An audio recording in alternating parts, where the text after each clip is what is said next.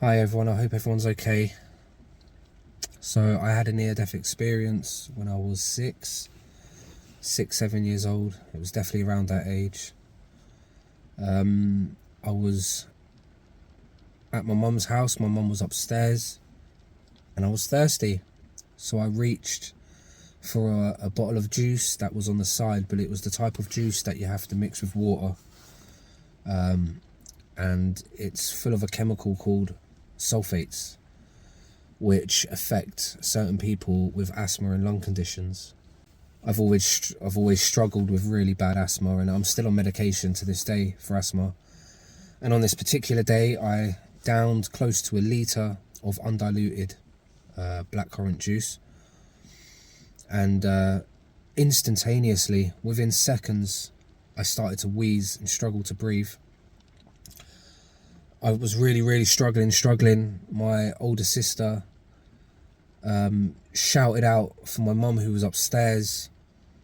By this point, I was already turning blue. My lips were turning blue. I was just... It was like trying to breathe through the smallest hole. I couldn't get any air in. And my eyes had just gone really wide. Just super wide. And I was just using every muscle in my body to try and... just trying to get the air in. And it was just panic. I don't think fear was there, because fear, it was beyond fear. It was like fighting for survival. I remember my mum running down the stairs and taking one look at me, and straight away seeing my lips were blue, and I was staring up at her. And I remember her picking me up and sitting me on the bin in the kitchen and just looking at me. And she was panicking, but then straight away she knew I needed help, and she knew I needed serious medical attention, or else I was going to die. Our neighbour 2 doors down was a taxi driver, and he had his black cab, the old London black cabs, parked up on his driveway. And my mum ran out with me in her arms, and I remember her screaming, "My son, he can't breathe, he's having an asthma attack, he can't breathe." And I remember the neighbour kind of rushing out, and I understood that he was going to be the one who was going to rush me to hospital. And once I understood that, my body went limp and I fell unconscious. The actual passing away part had no pain, had no feeling to it. There was the struggle before, the trying to breathe. And then getting picked up in my mum's arms, I felt weak. Like I could no longer hold up my own head. I could no longer hold up my arms and my legs. And I just went super floppy. And I actually felt my body go floppy. And I felt my eyes close, and it just went black. And it was like I closed my eyes for a period of maybe 5 seconds, it felt like. And when I opened them again, I wasn't on earth anymore. I opened my eyes and I just looked around. And I knew I wasn't on earth, but I wasn't sure where I was. And I just looked around and thought, okay, this feels more stable. I felt stable. I felt okay. I'm not going to say I felt brilliant and felt this unconditional love, what a lot of people get in their near-death experiences, because I didn't feel that. I just felt not bad anymore. I felt, like, do you know, like something really intense just happened and you jumped out your skin, and you finally get to calm down and you get to take that, you get to take that breath. Okay, it's over. Okay. It felt like that, like, okay, it's over. And I just looked around, and I wasn't concerned that I didn't know where I was, because I knew that wherever I was better than where I'd just been. And I saw clouds to the left of me, and then a cloud floor with a cloud wall about 20 foot away. And I was in the clouds, but the clouds were structured where I was like in a big semicircle booth almost, and about 40-50 foot away, maybe 30 foot away, would be another semicircle with 3 lights in it, which were souls, but you could only see the round light. They didn't have an outline of a person or anything. So I looked and I saw 3 souls in this little booth, and then I looked down and saw another 3 and another 3 and another 3, and these booths just curved round for a quarter mile until it curved off around and I couldn't see around the corner. But it was like a giant road, and on the side of the road would be a booth made of clouds where these souls were having meetings, I guess, possibly going through near-death experiences like what I was going through at the time. Because in my little pod bit, I looked up, and up to the left of me, coming out the cloud from the chest, so I only saw the head and the shoulders. Coming out the cloud was a blonde lady, but there was no wings, so I didn't automatically think angel. I don't even know if I would have known what an angel was when I was 6, really, apart from with the halo and the wings. So I didn't see any wings, I didn't see any halo, but I just saw a blonde woman in a white robe, and the robe was coming out of the white cloud, so everything was white. And she was sideways onto me with a little wry smile on her mouth, and her eyes barely open, really. Like her eyes were barely, just kind of squinting and smiling, and I could only really see the side of her face with this long blonde hair, and her skin was, everything was perfect on this woman, this angel.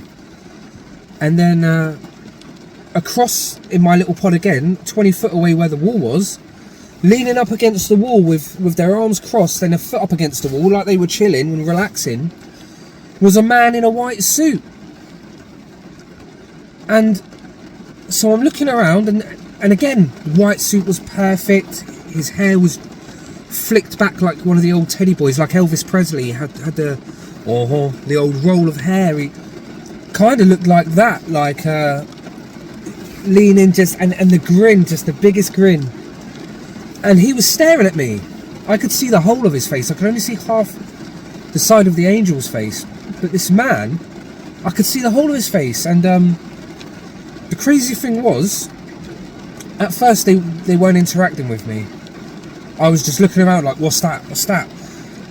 But with my vision, when I looked at the man, without me actually moving, it was like my vision could shoot up close, and I could see the detail of the teeth, and I could look really close at the strands of hair and look around the face, and then zoom back to where my point of being was. Because at the time where I wasn't aware if I had a body or not. That wasn't going through my mind. I wasn't looking thinking, do I have arms, do I have legs? I just knew I could see, I could think, I had questions, I was curious, I was able to feel relief and all emotions. I could feel all kinds of emotions. Relief, curiosity was massive. I was really curious. What is that? Where am I? What is this? What's this? And the only thing I couldn't zoom right up on was the other souls that were having their experience. I couldn't go out of my boundary, so I was kept by some sort of force within this boundary. I couldn't move out of this boundary. And as soon as I started trying to focus on these other souls and what's going on down there, like I wanted to go down there and check out what was going on, that's when the angel said, don't worry about them, don't worry about that. And I was like, huh?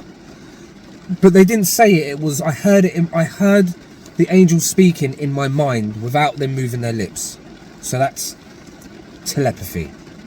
And so the angel, I just heard the angel's voice in my mind saying, don't worry about that, focus on me. And then I started saying, well, who's he? And she was saying, don't worry about that, don't worry about that, you're going to have to go back. And I looked and said, nah, I'm not going back. I'm not going back. And the whole time, and she was going, well, you're going to have to go back. You have to go back. You'll be fine. And when she said that, I felt this magnetic pull to the right of me, but right and down. And I felt it trying to like pull at my shoulder, where my shoulder would be almost. And I felt this pulling on me. But I was like, nah, no, I'm not going down there. And I said, it's horrible down there. I said, I don't want to go back down there. It's horrible, you know? And I said, I don't like it. I don't like it. Please don't make me go. And the angel kept saying, you'll be fine. And I just kept arguing with this angel. But between arguing, it was really weird. Between arguing with her, I was still looking around and thinking, what's that? What is that? What is this? And in my mind, I'm thinking, I'm staying here. I don't care. I don't know where this is. And I don't know if I'm going anywhere else. But I definitely do not want to go back down to earth. And I said it so clear so many times. But the angel just treated me really as if I was a little kid. And was like, you'll be fine. And she kept gesturing with her head sideways to where I was feeling this magnetic pull. She kept gesturing, going, go on, you'll be fine. Like, you'll be fine. And in that moment of saying you'll be fine, obviously I'd started to be there a little period of time at that point. And so I was starting to feel at that moment this trust from her.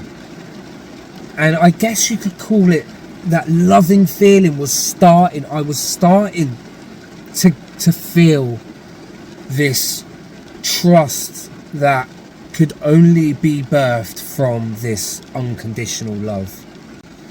And what I mean by that is I started to look at this angel and I started to myself say, I know you. I started to remember her. I know you from somewhere. Where do I know you from? I was thinking. The whole time she didn't want to humour me in my conversations. She wanted me to just go back and get on with my life, and I guess she had stuff to do. But she was just like, didn't want to humour me and be like, yeah, you know me from here, or you know me from there. She was just like, go on. And I'm like, wait, I know you from somewhere. I started to realise and remember that I could trust this woman, this angel, whatever she was. She was like a guardian, but not just of me, of like mankind. But not specifically all of mankind. Like, I really, really felt, as I started to remember her, she was like a protector of the young, of the babies. She was like a mother to all human babies that had ever been born, and souls that were returning, or babies that were maybe going through near-death experiences, children, because I was 6, 7, a little baby myself really, you know, and I was going through it. And potentially, what I think, thinking back on it, every pod I looked into was 3 lights, 3 souls. And we know the power of divinity, the power of the spirit can be in multiple places at once. I genuinely felt this angel was not only there with me, but was with every other single child that was going through a near-death experience at that time. And then the other light would have been one of their guides, because I was with the angel and a man who I believe was my Uncle Cliff, who died when I was a little baby, when I was 1 year old. My dad's brother passed away, and he's the one. I don't take after my dad so much with my looks and stuff, a little bit, but my dad always said, you look identical to my brother Cliff. You've got the straight hair and the blue eyes and a bit taller than my dad. And so there was always a great connection. And he died, my uncle, the one who passed away, died from his lungs collapsing. He died from a lung condition, and there I was, 6 years old, having a near-death experience due to a lung condition. So it was just really made a lot of sense. And then I found out later on in life, my dad showed me a picture. My uncle was a teddy boy with the curly hair. So it was my uncle up there with me. And I believe my uncle is one of my guides, or was just there for moral support, and just thinking, wow, there's my nephew. And my uncle never spoke to me, just stood there and grinned. Like, I think there's rules in the spirit world. Like, there was no time. I don't think there was much there was much for me to learn. I was only 6. There was no point in me having like a little life review and learning life's lessons and remembering all this stuff and getting sent back. It was kind of like, hey, you know, you ain't supposed to be here, go back. And then it was kind of like, well, who's this, who's that? And honestly, none of my questions got answered. However, what I can tell you from this experience is that when you pass away and you wake up on the other side, there may be a bit of confusion, but it isn't like human confusion where it comes with fear. Especially for me, it wasn't. The difference in energy when you're out of your body is so vastly great that I believe all of us are just going to be grateful. I was grateful, really grateful, not to be in the density of Earth anymore, because let me tell you, when you feel the density of Earth from the other side, it is heavy. The density of Earth is sticky and heavy and magnetic, and it pulls, and it's like a whirlpool. A whirlpool when you're at the edge and it's trying to suck you down into the dark depths. You know, that's what it felt like from up there, and I was so close to Earth. I could feel it trying to pull me down. And I mean, this leads me on to the question of free will. I didn't necessarily agree to come back. However, I would say I was tricked, but it definitely feels like a little bit like I was tricked in a very smart way that has loopholes. So technically I probably wasn't tricked when I speak to the angel next. And we're having a conversation, me and that angel. Because ultimately I am blessed and grateful to be sent back, because the angel told me I'll be fine, and I am fine. Most of the time I'm fine. Life wasn't fine for a very long time. Like when my mum passed away, I ended up homeless, ended up locked up in prison, ended up with a massive drink and drug addiction and all that horrible stuff that happens because of trauma. Ended up in the care system in children's homes in London. So, you know, there was a long period of time where I wasn't fine. But now I am fine. And so the angel was correct. But this is how I feel like I was a little bit tricked. So when I was saying to the angel, I know you, I trust you, I know you from somewhere, I said to the angel, I could trust you with 1 million babies and you'd love every single one as if they were your own.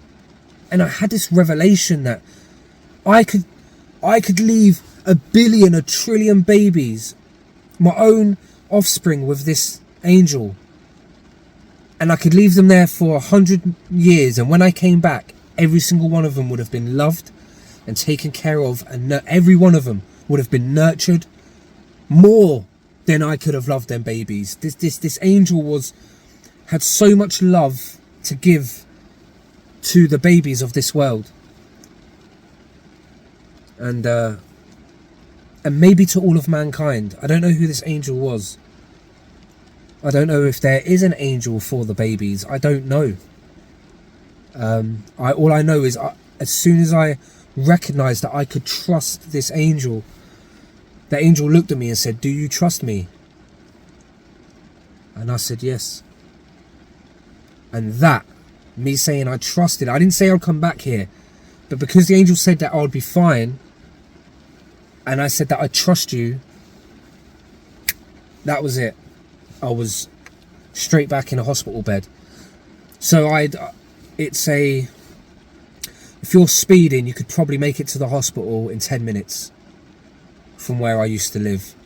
If you're speeding, normally 15-20 minutes if you're stopping, driving, but there's between 10 and 20 minutes I would have been receiving medical attention. So I went unconscious and stopped breathing,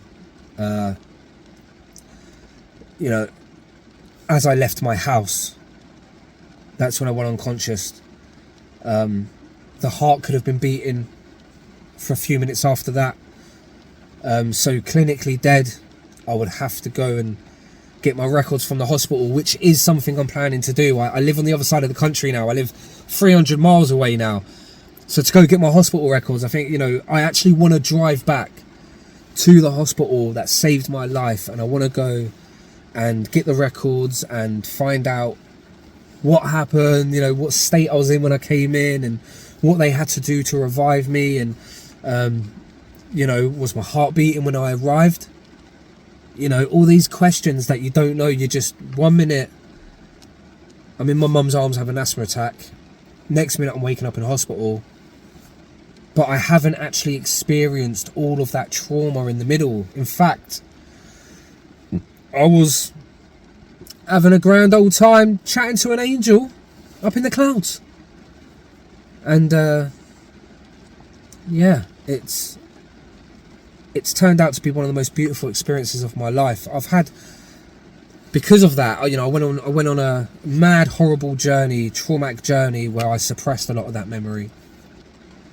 And my life was so chaotic through my mum being an alcoholic and everything I was going through, going in the care system and stuff, and ending up homeless and all that afterwards, and that all their memories and spirituality or anything like that was just suppressed. I just drank a lot of alcohol and dealt with life that way and suppressed everything until I quit alcohol and went on my spiritual journey and started meditating. And that's when these memories just flooded back.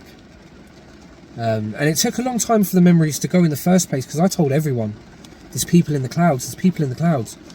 And for like a year, 2 years, I just was obsessed with the sky and telling people there's places up there you can go. And being a little kid, everyone just said, oh, okay, yeah, all right, sure there is, and it's just your memory, it's just your imagination. So after years of telling people, I just forgot about it, got on with my life. Kids just move on, and no one's really interested about the people in the clouds, so I just forgot about them. And then years later, through meditation, it just everything flooded back. And then I started having more spiritual experiences, which we all are at this great time of awakening. Now, I don't expect this video to stop any pain you're feeling if you've lost somebody. I don't expect this video to really quench that fear that you may have of passing away in the unknown, because there's something quite unique about human beings, that we like to see, touch, taste, hear, smell the object before we can believe it to be real. And I was one of them people. I actually had a friend that had a near-death experience, and I had no idea what he was talking about. He told me about this, in my 20s, and by that point I was completely wrapped up in life. And they had explained that they had fallen, hit their head, and watched the ambulance turn up outside of their body, and watched the paramedics resuscitate him, and explained to his sister how many ambulances turned up, how many nurses turned up. And when I first heard about this, I was just like, huh? What are you talking about? Like, I was just so... Spirituality to me was, I don't even know what it was. It's always portrayed to be a bunch of people hugging trees, right? The government always tries to portray spirituality to be some woo-woo, make-believe, magical fairy tale, what have you been smoking kind of thing. And the truth is, the 100% guaranteed, honest truth, is that we don't die. We don't die. And I would love to be able to prove that to anyone. I would love to be able to really show you what happened. And you can take my word for it. And there's many, many things we can do to see if people are telling the truth. And I would love to. I would genuinely love to make a video where they have like a professional polygraph tester, lie detector tester, and hook me up to a machine, and they can ask me, did you have an asthma attack when you were 6? Yes. Did you really see an angel? Yes. Did you really talk to an angel? Yes. And they could see by these tests, like, he's telling the truth. This guy isn't lying. So either he's completely psychotic and sees things that aren't there and actually 100% believes them to be real. Either that's the case, or the millions and millions and millions of us now that are being brave enough to explain that's what really happened to us when we've passed away and come back. The millions of us that are now being brave enough to share this with the world. Maybe we're having mass psychosis, or just maybe we're all telling the truth. And this will never be oh, you gotta believe me, and why don't you believe, and it's the truth. It's not about that, because I know 100% that every single person watching this video, if you haven't already, are going to have a spiritual experience that you cannot explain with science, that will wake you up to who you really are. Every single one of you at some point is going to have an experience. It's the way that we work. It's the way we wake up. We have to come back online. You know, so many of us are dormant. And it's just a case of there being 8 billion little light bulbs on the planet, and the divine God is slowly, little by little, just turning each light bulb on at a time. And when God turns us on, that sounds wrong, but when God turns us on, it's on, baby, it's on. When God turns us on, there's no turning it off. You cannot go back to the way you were before. The truth is the truth. And on that note, allow God to turn you on today. And let God in, let the truth in, and you're going to start to see heaven on earth. So I want to thank you all for being down here with me and all of us at this great time of awakening. It is tough, but it is beautiful, and if there's one thing we like on earth, it's a little bit of beauty. So till next time, I hope you've enjoyed this video, and I hope it's brought you that little bit of comfort that you may needed. And I pray it reaches the people that need to see it today. Till next time, please take care of yourselves. Much love, and I'll see you all soon. Take care for now. Bye-bye. There's not much to do when all I can is thinking about you. Not doing well, don't know where you are, 'cause you're not here. It's been way too long.